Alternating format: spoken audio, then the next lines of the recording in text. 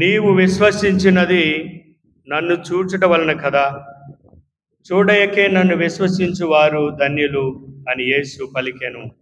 పితా పుత్ర పవిత్ర ఆత్మ నామమున. Praise the Lord. Praise praise praise the lord.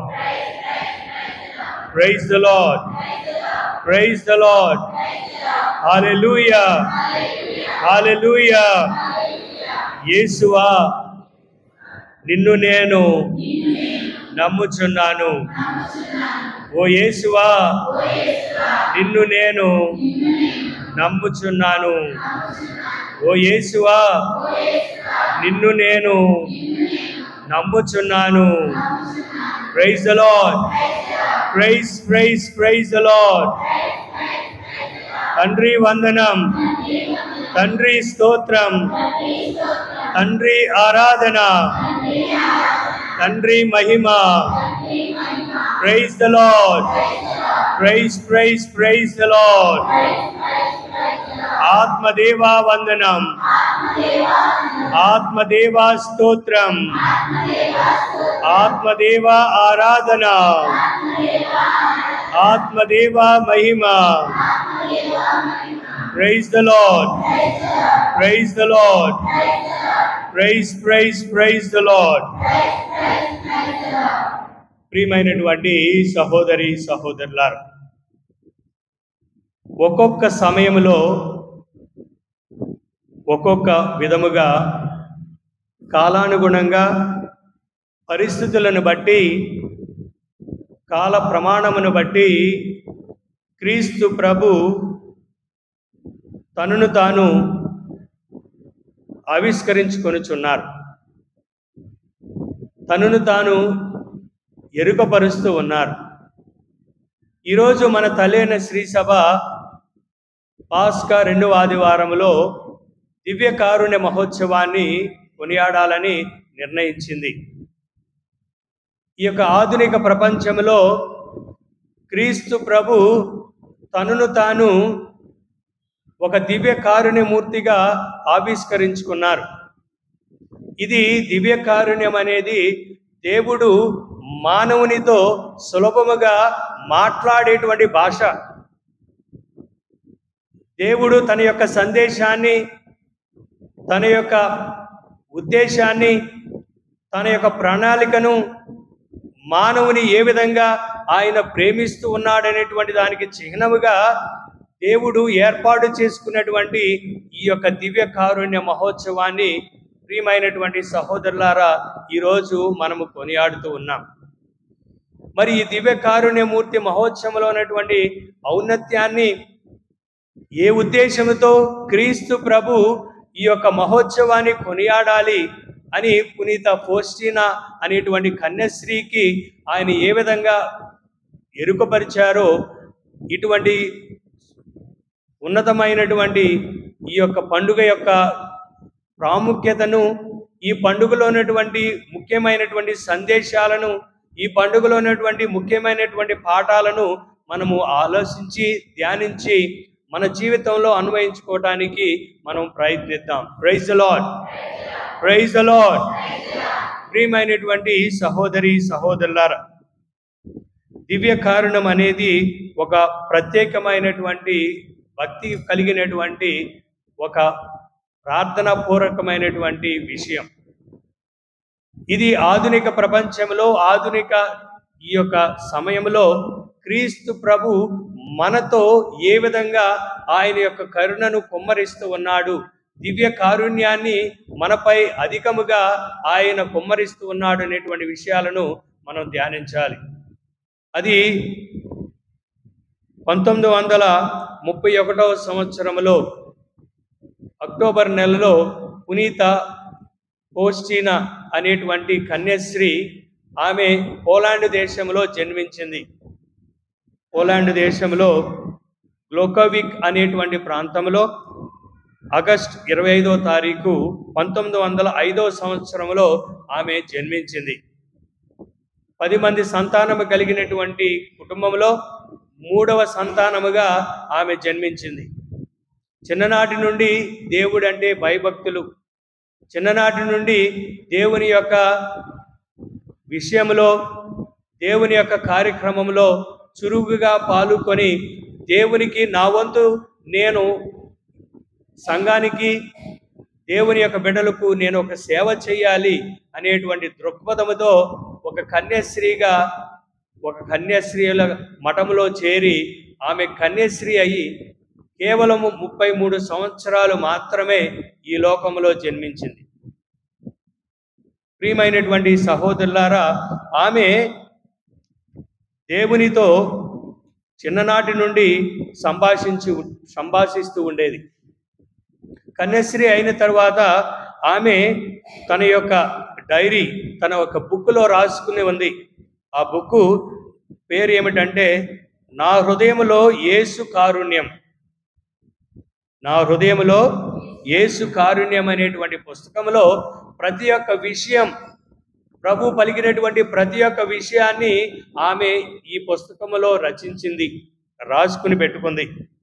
అలాగా యేసు ప్రభుతో సంభాషించినటువంటి సంఘటనలు ఎన్నంటే 1828 సంభాషణలు, 1828 సంభాషణలు, పారాగ్రాఫులు రాసింది. ఒక పెద్ద పుస్తకం రాసింది. ఆమె దేవునితో ఏ విధంగా సంభాషించుకున్నదో ఆమె ఈ యొక్క పుస్తకంలో, నా హృదయంలో యేసు కారుణ్యం అనేటువంటి పుస్తకంలో ఆమె రచించింది. ప్రియమైనటువంటి సహోదరులారా, ఈ యొక్క పండుగలలో క్రీస్తు ప్రభు 3 ముఖ్యమైనటువంటి విషయాలను ఆమెకు ఎరుకపరుస్తూ ఉన్నాడు. ఈ పండుగ ద్వారా మనం 3 ముఖ్యమైనటువంటి విషయాలను గ్రహించాలి.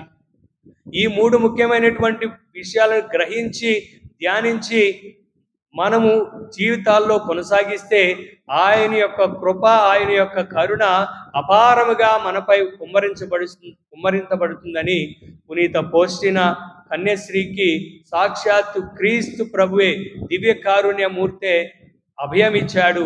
ప్రియమైనటువంటి సహోదరులారా, అందులో ముఖ్యమైనటువంటిది దివ్య కారుణ్య చిత్రాన్ని ఆరాధించాలి.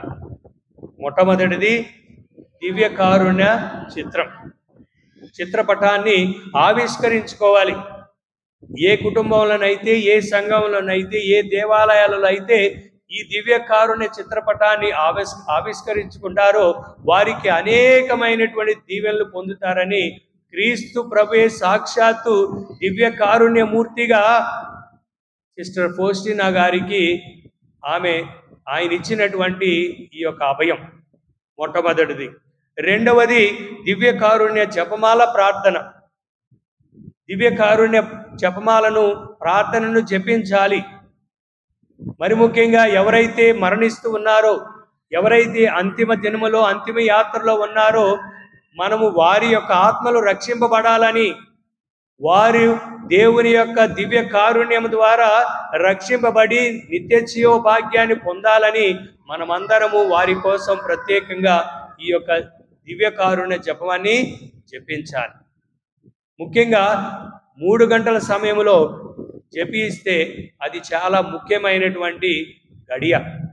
3 గంటలకి ఎందుకంటే అది క్రీస్తు ప్రభు శిలువలో మరణించినటువంటి గడియ. మరి అటువంటి సమయంలో, అటువంటి గడియలో ఈ పవిత్రమైనటువంటి ప్రార్థనను మనము జపించాలి అని సాక్షాత్తు దివ్య కారుణ్యమూర్తి ఈ ఫౌస్టీనా గారికి ఇచ్చినటువంటి ఆజ్ఞ. మూడవది, ప్రియమైనటువంటి సహోదరులారా, ఈ దివ్య కారుణ్య ఆదివారాన్ని జరుపుకోవాలి. ఈరోజు మనము ఈ దివ్య కారుణ్య మహోత్సవాన్ని కొనియాడుతున్నామంటే 2000 సంవత్సరంలో పునీత జగద్గురువు 2వ జాన్ పాల్ పాపు గారు పునీత ఫౌస్టీనాని అపోస్తుల యొక్క దివ్య కారుణ్య అపోస్తురాలని ప్రకటిస్తూ ఆమెకు పునీత పట్టాన్ని ఇచ్చి ఈ యొక్క పండుగను ప్రతి పాస్కా 2వ ఆదివారంలో కొనియాడాలి అని నిర్ణయించబడి అప్పటి నుండి ఇప్పటి వరకు మనము ఈ దివ్య కారుణ్య మహోత్సవాన్ని పాస్కా 2వ ఆదివారంలో కొనియాడుతూ ఉన్నాం. Praise the Lord, praise the Lord. ప్రియమైనటువంటి సహోదరులారా, ఇది చిన్ననాటి ఇంట్రడక్షన్ ఈ యొక్క దివ్య కారుణ్య మూర్తికి. పండుగ యొక్క దేవుడిచ్చినటువంటి 3 ముఖ్యమైనటువంటి విషయాలు. ఈరోజు మనం లోతుగా ఈ 3 ముఖ్యమైనటువంటి విషయాలను మనం ధ్యానించుకుందాం. Praise the Lord. మొట్టమొదటిది, ఈ పండుగలో మొట్టమొదటిది మనం చేయవలసింది ఇదిగో దివ్యకారుణ్య చిత్రపటాన్ని ఆవిష్కరించాలి, ఆరాధించాలి. ఈ యొక్క చిత్రపటంలో మనం చూసేది ఏం చూస్తున్నాం? యేసు ప్రభు ఇదిగో ఒక గురువుగా, ఒక నిత్య గురువుగా ఆయన పొడుగాటి అంగీని ధరించి ఆయన ఆశీర్వదిస్తూ ఉన్నాడు. కుడి చేత్తో ఆయన ఆశీర్వదిస్తూ ఉన్నాడు. ఒక గురువు ముఖ్యమైనటువంటి బాధ్యత ఏమిటంటే ప్రజలను ఆశీర్వదించడం. గురువు యొక్క ప్రధానమైనటువంటి బాధ్యత ప్రజలను ఆశీర్వదించడం. ఎవరైతే ఈ దివ్యకారుణ్యమూర్తికి చెంతకు వస్తారో, ఎవరైతే ఈ దివ్యకారుణ్యమూర్తిని ఆరాధిస్తారో, ఎవరైతే ఈ దివ్యకారుణ్యమూర్తిని ఆశ్రయిస్తారో ఆయన వారిని తప్పనిసరిగా ఆశీర్వదిస్తాడు. ఆయన తప్పనిసరిగా తన కృపతో నింపుతాడు. అదేవిధంగా మరొక చెయ్యి, ఈ చెయ్యి ఎక్కడ ఉన్నది? ఆయన యొక్క హృదయం. బళ్ళెంతో పొడవబడినటువంటి 5వ గాయం అయినటువంటి ఈ యొక్క హృదయం చూడండి, ఆయన 2 వేళ్లు పెట్టి ఆ హృదయాన్ని తెరుస్తూ ఉన్నాడు. ఆ హృదయం నుండి మనకి వెలువడేటువంటిది ఏమిటి? 2 కిరణాలు వస్తూ ఉన్నాయి. ఒక కిరణము రక్తం అనేటువంటి ఎరుపు రంగులో ఉన్నటువంటి కిరణం, ఎరుపు రంగులో ఉన్నటువంటి ధారాళముగా కారుతున్నటువంటి ప్రవాహంగా వస్తున్నటువంటి కిరణం. 2వ కిరణము నీళ్లు రంగులో, నీళ్ల నుండి వస్తున్నటువంటి కిరణం.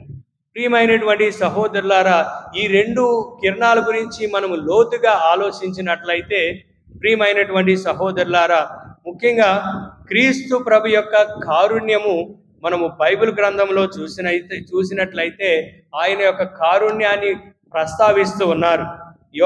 యోహాను రాసిన మొదటి లేఖ 4వ అధ్యాయము 8వ వచనములో మనం చూసినట్లయితే, యోహాను రాసిన మొదటి లేఖ 4వ అధ్యాయము 8వ వచనం, నేను దేవుడు ప్రేమాస్వరూపుడు కనుక ప్రేమింపని వాడు దేవుని ఎరుగని వాడు. Praise the Lord. దేవుడు ప్రేమామయుడు, దేవుడు కరుణామయుడు, దేవుడు దయామయుడు. కీర్తనకారుడు చెప్తూ ఉన్నాడు 103వ కీర్తన 8వ వచనములో, 103వ కీర్తన 8వ వచనములో, ప్రభు కరుణామయుడు, దయాపూరితుడు, దీర్ఘశాంతకుడు, ప్రేమానిధి. ఆయన దయామయుడు, ప్రేమామయుడు, దీర్ఘశాంతుడు, దయాపూరితుడు, ప్రభు కరుణామయుడని మనము తెలుసుకోవాలి. అయితే ప్రియమైనటువంటి సహోదరులారా, ఈ 2 కిరణాల గురించి మనం లోతుగా ఆలోచించినట్లయితే, ఎరుపు రంగులో ఉన్నటువంటి ఈ యొక్క రక్తము ఆయన యొక్క హృదయం నుండి వచ్చినటువంటిది మన యొక్క ఆత్మను బలపరుస్తూ ఉన్నది. మన యొక్క ఆత్మలను బలపరిచేటువంటి కిరణాలు. ఈ యొక్క హృదయం నుండే దివ్య సప్రసాదం అనేటువంటి ఈ దివ్య సాంగ్యము ఉద్భవించిందని మనం గ్రహించాలి. ఈ దివ్య సప్రసాదం అనేటువంటి ఈ యొక్క సాంగ్యము, ఈ యొక్క మనం కొనియాడేటువంటి ఈ యొక్క దివ్య బలి పూజ మనము గ్రహించాలి. ప్రియమైనటువంటి సహోదరులారా, క్రీస్తు ప్రభు యొక్క శరీర రక్తాలు మనం భుజించడం ద్వారా మన ఆత్మలు రక్షించబడుతూ ఉన్నాయని మనం గ్రహించాలి. యోహాను సువార్త 6వ అధ్యాయము 53, 54 వచనాల్లో చూసినట్లయితే ప్రభు చెప్తూ ఉన్నాడు, యేసు వారికి మీరు మనిషి కుమారుని యొక్క శరీరమును భుజించి ఆయన యొక్క రక్తము త్రాగనే తప్ప మీలో జీవం ఉండదని మీతో నిశ్చయముగా చెప్తున్నాను. ప్రియమైన, నా శరీరమును భుజించి నా రక్తమును పానము చేయువాడిని నిత్య జీవం పొందును, నేను అతని అంతిమ దినమున లేపుదును. Praise the Lord, praise the Lord. ప్రియమైనటువంటి సహోదరులారా, మనం ఇక్కడ గమనించాలి, గ్రహించాలి. ఈ యొక్క హృదయం నుండి రక్తము ప్రవాహముగా ఒక సెలయేరులాగా ప్రవహించి కల్వరిగిలిలో ఆయన చిందించినటువంటి రక్తం ద్వారా ఈ దివ్య సంస్కారాన్ని, ఈ దివ్య బలి పూజను మనం ఎప్పుడైతే కొనియాడుతూ ఉన్నామో, ఆయన యొక్క శరీర రక్తాలను మనం భుజించినప్పుడు మనము నిత్య జీవాన్ని పొందుతామని, మనం జీవిస్తామని, మనల్ని అంతిమ దినాన ప్రభు లేపుతాడని ప్రభుయే ఈరోజు మనకు అభయం ఇస్తూ ఉన్నాడు. ఈ యొక్క ఎరుపు రంగులో అనేటువంటి ఆ యొక్క కిరణాలు, ఇదిగో మనము అనునిత్యము కొనియాడేటువంటి ఈ యొక్క దివ్య సంస్కారం అని గ్రహించాలి ప్రియమైనటువంటి సహోదరులారా. రెండవది తెలుపు రంగు, నీళ్లలో ప్రవహించినటువంటిది మన యొక్క జ్ఞాన స్నానానికి గుర్తు. ఆయన పక్కట హృదయం నుండి వచ్చినటువంటి ప్రవాహముగా వచ్చినటువంటి ఆ యొక్క నీటి ద్వారా మనమందరము జన్మ పాపము నుండి తొలగింపబడి క్రీస్తు ప్రభుకు నిజమైనటువంటి శిష్యులుగా, క్రీస్తు ప్రభుకు నిజమైనటువంటి బిడ్డలుగా ఎన్నుకోబడి ఆయన చెంత తిరుసభలో మనము పవిత్రులుగా నిలబడుతూ ఉన్నాము. ఆ యొక్క ప్రవాహము ద్వారా మనల్ని ఆయన పవిత్రపరుస్తూ ఉన్నాడు. ప్రియమైనటువంటి సహోదరులారా, జ్ఞాన స్నానం అనేటువంటి దివ్య సంస్కారము ఆయన యొక్క హృదయము నుండి జన్మించిందని మనం గ్రహించాలి. రెండవదిగా, ఎప్పుడైతే ఈ యొక్క పాప సంకీర్తనం అనేటువంటి దివ్య సంస్కారాన్ని మనం కొనియాడతామో మన పాపాలను ఆయన కడిగి వేస్తూ ఉన్నాడు. ఈ నీటి ద్వారా మనల్ని శుద్ధి చేస్తూ ఉన్నాడని గ్రహించాలి ప్రియమైనటువంటి సహోదరులారా. అందుకని ఈరోజు మనం విన్నటువంటి సువిశేష పట్టణంలో ప్రభువే స్వయముగా చెప్తూ ఉన్నాడు. యోహాను సువార్త 20వ అధ్యాయము 21వ వచనములో యేసు మరలా వారితో, మీకు శాంతి కలుగునుగాక, నా తండ్రి నన్ను పంపినట్లు నేను మిమ్ము పంపుచున్నాను ఇంకా అని పలికి, అట్లు పలికి ఆయన వారి మీద శ్వాస ఊది పవిత్రాత్మను పొందుడు. చూడండి, ఎవరి పాపములైనా మీరు క్షమించిన ఎడల అవి క్షమింపబడును, మీరు ఎవరి పాపములైనను క్షమింపని ఎడల అవి క్షమింపబడవు. Praise the Lord, praise the Lord. ప్రియమైనటువంటి సహోదరి సహోదరులారా, ఈ దివ్య సంస్కారాలు యేసు ప్రభు యొక్క హృదయం నుండి ఉద్భవించినాయని మనం గ్రహించాలి. ఇది క్రీస్తు ప్రభు ఈ యొక్క దివ్య చిత్రపటాన్ని మనము ప్రతిష్ఠించుకోవాలి. ఎవరి గృహాలలో ఈ యొక్క చిత్రపటం ఉంటుందో వారు అనేకమైనటువంటి దీవెనలు పొందుతారని ప్రభు మనకి అభయమిస్తూ ఉన్నారు. చివరిగా ఆయన క్రీస్తు ప్రభువే ఈ యొక్క వాక్యాన్ని నా సిగ్నేచర్గా, నా సంతకముగా ఈ చిత్రపటంలో ఉంచండి అని సిస్టర్ పోషిన గారికి ప్రభు పలికినటువంటిది. అది ఏమిటంటే, యేసువా నిన్ను నేను నమ్ముచున్నాను. ఒక బావిలో నుండి మనం నీళ్లు తోడాలంటే మనం ఏం ఉపయోగిస్తాం? బకెట్ కదా, బకెటేనా? ఏమంటారు మీరు? ఏమంటారమ్మా? ఏంటిది? చేద వాడతారు కదా నీళ్లు త్రవ్వాలంటే. క్రీస్తు ప్రభు అపారమైనటువంటి దివ్య కారుణ్యాన్ని మనం పొందాలంటే మనకు కూడా ఒక చేద కావాలి. అదేంటో ప్రభువే మనకు నేర్పిస్తూ ఉన్నాడు. ఏంటది? నమ్మకం. నమ్మకం ఉండాలి. ప్రభువా, నిన్ను నేను నమ్ముచున్నాను. ఆ నమ్మకము మనలో ఉన్నట్లయితే మనం దేనినైనా జయించగలము. ప్రియమైనటువంటి సహోదరులారా, ఇది చాలా ముఖ్యమైనటువంటి పవిత్రమైనటువంటి యేసు ప్రభువే స్వయముగా ఇచ్చినటువంటి ఈ యొక్క చిత్రపటాన్ని మనమందరము మన గృహాలలో ప్రతిష్ఠించుకుందాం. Praise the Lord, praise the Lord. ఎవరెవరి గృహాలలో ఈ యొక్క దివ్యకారుణ్య చిత్రపటం ఉందో చేతులు పైకెత్తండి. 1 2 3 4 5 6 7 8 9 10 మంది కూడా లేరు. 10 మంది కూడా మన యొక్క గ్రామంలో, మన యొక్క సంఘంలో ఈ చిత్రపటాన్ని ఆవిష్కరించుకునేటువంటి వారు లేరు. దయచేసి నేను అందరికీ చెప్పేది ఏంటంటే, ఈ దివ్యకారుణ్య చిత్రపటం ప్రతి ఒక్కరి గృహాలలో ఉండాలి. మళ్ళీ వచ్చే సంవత్సరం ఈ పండుగలోపు ప్రతి ఒక్క గృహాలలో ఈ యొక్క దివ్యకారుణ్య చిత్రపటం ఆవిర్భవించుకోండి. Praise the Lord, praise the Lord, praise the Lord. ఈ యొక్క చిత్రపటం ద్వారా, ఈ యొక్క పండుగ ద్వారా ప్రియమైనటువంటి సహోదరులారా, దివ్యకారుణ్య మహోత్సవం ద్వారా, దివ్యకారుణ్యము ద్వారా అనేకమైనటువంటి అద్భుతాలు జరుగుతూ ఉన్నాయి. నా జీవితంలో నేను 2009 సంవత్సరం నేను గురువయ్యి 2005 3 సంవత్సరాలు సెమినరీలో అడ్మినిస్ట్రేషన్గా ఉండి 4వ సంవత్సరంలో ముస్తాబాద్ అనేటువంటి గ్రామం, విజయవాడ గుణదల దగ్గర ఉన్నటువంటి ముస్తాబాద్, కొంతమంది వెళ్ళారు. అక్కడ నేను విచారణ గురువుగా మొదటి సంవత్సరంలో బాధ్యతలు తీసుకున్నప్పుడు అక్కడ పెద్ద కొండ ఉంది. ఆ కొండ అంతా పెద్ద పెద్ద బండరాయిలతో ఉండేది.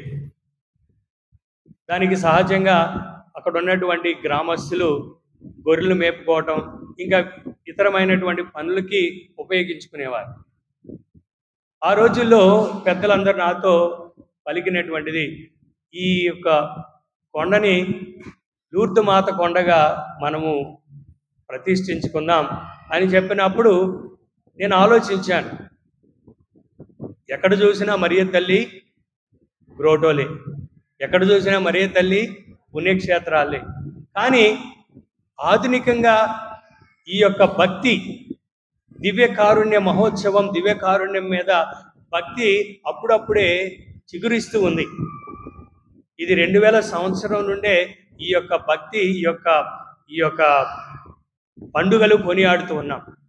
నాకు అప్పుడు ఆలోచన వచ్చింది, ఈ కొండను ఎందుకని దివ్యకారుణ్య కొండగా మార్చకూడదు అని ఆలోచించి నేను పెద్దలు చెప్పినప్పుడు వారు ఒప్పుకోలేదు.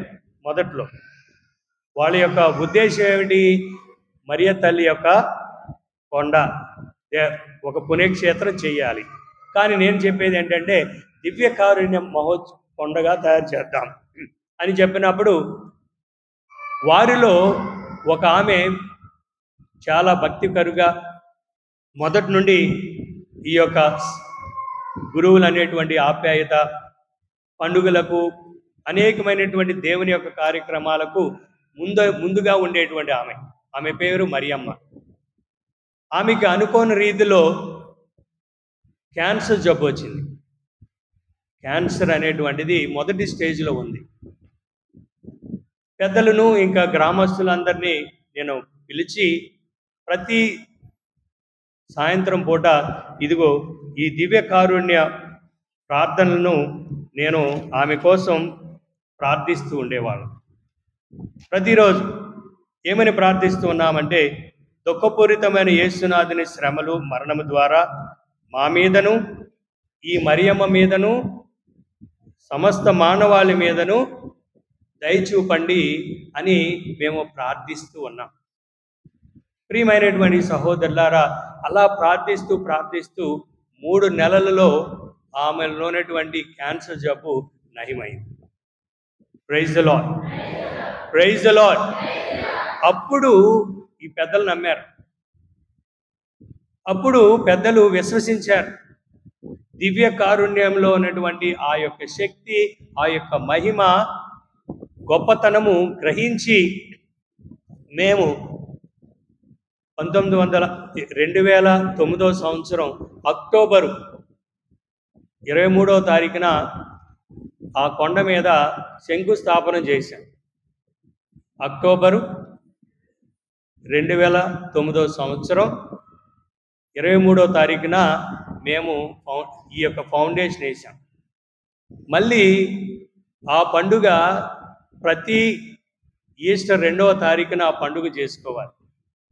నేను ఆ పండుగ కల్లా ఈ కొండలో కొంచెం దారి, గృహ, తర్వాత పైన 12 అడుగుల యేసు దివ్య కారుణ్య ఒక పెద్ద స్వరూపాన్ని ప్రతిష్ఠించి 2009 ఏప్రిల్ 19వ తారీఖున మొట్టమొదటి పండుగను కొనియాడి ఆనాడు బిషప్గా ఉన్నటువంటి మల్లవరపు ప్రకాష్ తండ్రి గారిని, ఇతర గురువులను పిలిచి పండుగను హఠాసంగా చేశాం.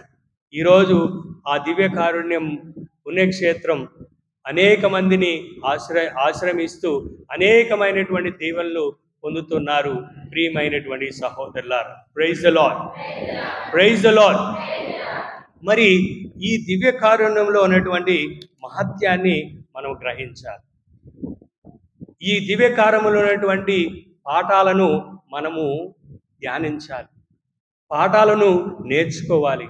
చూడండి, ఈ దివ్య కారుణ్యంలో ఉన్నటువంటి శక్తి, ఈ దివ్య కారుణ్యంలో ఉన్నటువంటి అద్భుతమైనటువంటి ఆ యొక్క మహిమ ఈరోజు మనం విన్నటువంటి మొదటి పట్టణంలో మనం చూసినట్లయితే మనము గ్రహించగలుగుతాం. చూడండి, అపోస్తుల కార్యాలు 5వ అధ్యాయము 12వ వచనం నుండి మనం చూసినట్లయితే, ప్రజల మధ్య అపోస్తులు అనేకమైనటువంటి అద్భుతాలు, సూచక క్రియలు చేయుచుండిరి. చూడండి, అనేకమైనటువంటి అద్భుత కార్యాలు, అనేకమైనటువంటి సూచక కార్యాలు వారు చేస్తూ ఉన్నారు. ఏ విధంగా చేయగలుగుతూ ఉన్నారు? యేసు ప్రభు మరణించినప్పుడు భయభ్రాంతులు చెంది చెట్టుకొకడు పుట్టకొకడు పారిపోయినటువంటి ఈ యొక్క శిష్యులు యేసు పునరుత్థానమైన తరువాత వారు ఏ విధంగా శక్తిని పొందారంటే, ప్రియమైనటువంటి సహోదరులారా, ఈ దివ్య కారుణ్యం యొక్క శక్తిని వారు పొంది అనేకమైనటువంటి అద్భుతాలు చేయగలుగుతూ ఉన్నారు. మరి చూడండి, ఆ దివ్య కారుణ్యంలో ఉన్నటువంటి ఆ మహత్యము, ఆ శక్తి, ఆ అద్భుతాలు మనము గ్రహించాలి. ప్రియమైనటువంటి సహోదరులారా, అదేవిధంగా పేతురు గారు చూడండి, 15వ వచనంలో చూసినట్లయితే, పేతురు నడిచిపోవునప్పుడు కనీసము అతని నీడ అయినను కొందరిపై పడగలదను ఆశ చేత వారు జబ్బుగా ఉన్న వారిని చాపల మీదను పరుపుల మీదను పెట్టుకొని మోసుకొని వచ్చి వీధుల్లో ఉంచిరి. Praise the Lord, praise the Lord. ప్రియమైనటువంటి సహోదరులారా, ఎంత అద్భుతం అండి! పేతురు గారు తెలిసినటువంటి వ్యక్తే. ఈయన కూడా ఆయనలో ఒకడని ఎవరో చెబితే ఏమని చెప్తూ ఉన్నాడు పేతురు? ఆయన ఎవరో నాకు తెలియదని బొంకాడు. ముమ్మారు బొంకినటువంటి పేతురు ఈరోజు ఆయన నడుస్తూ ఉంటే ఆయన నీడ మా మీద పడితే చాలు, మేము స్వస్థత పొందుతామని అనేటువంటి ఆ శక్తిని ఏ విధంగా పొందాడండి? ఆ శక్తిని ఏ విధంగా ఆయన అనుభవిస్తూ ఉన్నాడంటే, ప్రియమైనటువంటి సహోదరులారా, దివ్య కారుణ్యమూర్తి యొక్క శక్తి, ఆయన ఇచ్చినటువంటి ఆ యొక్క కృప, ఆయన ఇచ్చినటువంటి ఆయన యొక్క అద్భుత శక్తి, ప్రియమైనటువంటి సహోదరులారా, మన జీవితంలో మనం కూడా పొందాలంటే ఇదిగో ఈ దివ్య కారుణ్యమూర్తిని మనం ఆరాధించాలి. ఈ దివ్యకారుణ్యమూర్తి యొక్క చిత్రపటాన్ని మనము గౌరవించి మన కుటుంబాలలో ప్రతిష్ఠించాలి. ప్రియమైనటువంటి సహోదరి సహోదరులారా, ఇదే మనము చేయవలసింది. అందుకనే ప్రభు కూడా చెప్తూ ఉన్నాడు, నాకంటే అధికముగా మీరు, మత్తయి సువార్త 28వ అధ్యాయము 20వ వచనములో చూసినట్లయితే, నేను ఈ కార్యములు వారు ఆచరింప బోధింపుడు, ఇదిగో లోకాంతం వరకు సర్వదా నేను మీతో ఉందును అని అభయం ఇస్తూ ఉన్నాడు. లోకాంతం వరకు నేను మీతో ఉంటాను అని అభయం ఇస్తూ ప్రభు ఈ యొక్క శక్తిని మనకందరికీ ఇస్తూ ఉన్నాడు. ప్రియమైనటువంటి సహోదరులారా, మరి మనము ఈ దివ్యకారుణ్యమూర్తిని మనం ఆరాధిస్తూ ఉన్నామా? ఈ దివ్యకారుణ్యమూర్తిని మనము ఆరాధించడానికి, ఆయన శక్తిని పొందడానికి మనం సిద్ధంగా ఉన్నామా? థోమస్ గారు అది గ్రహించలేకపోయాడు. మేము యేసు ప్రభును చూసాము, సజీవుడైనటువంటి, పునరుత్థానుడైనటువంటి, మరణాన్ని జయించినటువంటి సాక్షాత్తు క్రీస్తు ప్రభుని మేము కనులారా గాంచాము అని చెప్పినప్పుడు థోమస్ గారు ఏమన్నారు? నేను ఆయన యొక్క గాయములలో నా వ్రేలు పెట్టి ఉంచిననే తప్ప నేను విశ్వసించను అని అంటారు. మనలో చాలామంది థోమస్లు ఉన్నారు, మనలో చాలామంది ఉన్నారు. ఆదివారం గుడికి వస్తాం, దివ్య సంస్కారాల్లో పాల్గొంటాం, దేవుని యొక్క వాక్యాన్ని వింటాం, దేవుని యొక్క వాక్యానుగుణంగా నడవటానికి ప్రయత్నిస్తాం. కానీ మనలో ఆ విశ్వాసం ఉండదు, మనలో అవిశ్వాసం పెరిగిపోతుంది. మనలో చాలామంది థోమస్ లాగా కథోలిక సంఘం నుండి మనము త్రోదేయబడుతూ ఉన్నాం, మనం వెలివేయబడుతూ ఉన్నాం.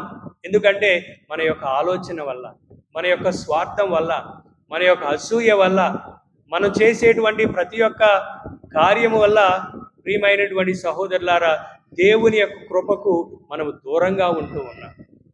మరి అటువంటి కృపను మనం పొందాలంటే, ప్రియమైనటువంటి సహోదరులారా, ప్రభు మనకి చివరిగా ఇచ్చేటువంటి గొప్ప అవకాశము దివ్యకారుణ్యమూర్తిని ఆరాధించండి, దివ్యకారుణ్యమూర్తిని మహిమపరచండి, దివ్యకారుణ్యమూర్తిలో మీరు ఎదగండి, ఆయన యొక్క శక్తిని పొందండి అని పదే పదే పదే యేసయ్య దివ్యకారుణ్యమూర్తి సిస్టర్ పోసీన గారికి అభయమిచ్చారు. ప్రియమైనటువంటి సహోదరులారా, రెండవది, మనము ఈ దివ్యకారుణ్య జపాన్ని మనం జపించాలి. ప్రతి ఒక్క రోజు మనము దీన్ని జపిద్దాం. మరి ముఖ్యంగా ఆదివారం పూజ అయిపోయిన అనంతరం ఈ దివ్యకారుణ్య జపాన్ని మనము సంగముగా ఈ రోజు నుండి ప్రారంభిద్దాం. ఈ అంచేపు పడదు, 5 నిమిషాలు అయిపోవాలి. దివ్య సప్రసాదం లోకున్న తర్వాత ప్రతి ఒక్కరూ అందరికీ కంఠస్థం ఉండాలి. అందరికీ మనం నేర్చుకుందాం. అందరూ మీ యొక్క సమయంలో ఈ ప్రార్థనను జపించండి. తప్పనిసరిగా దేవుని యొక్క దీవెనలు, అనేకమైనటువంటి ఆయన కృపలో మనం జీవిస్తాము. దేవుడు మనందరిని దీవించి ఈ పండుగ ద్వారా మరణించినటువంటి ఆత్మలకు నిత్య విశ్రాంతిని దయచేయాలని, అవిశ్వాసంతో చనిపోయినటువంటి ఆత్మలు క్రీస్తు ప్రభు యొక్క కృప ద్వారా, ఆయన యొక్క దివ్య కారుణ్యం ద్వారా పరలోక భాగ్యం దయచేయాలని ఈ దివ్య బలి పూజలో మనందరి కోసం ప్రార్థన చేద్దాం. పితా పుత్ర పవిత్ర ఆత్మ నామమున ఆమేన్. పరలోకమును భూలోకమును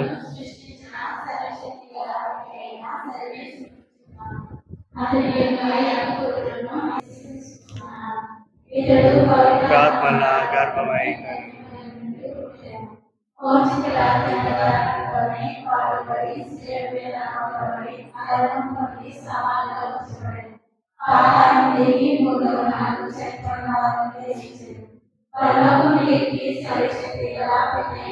సర్వేశ్వరు అక్కడ నుండి జయించి వారికిలో చనిపోయిన వారు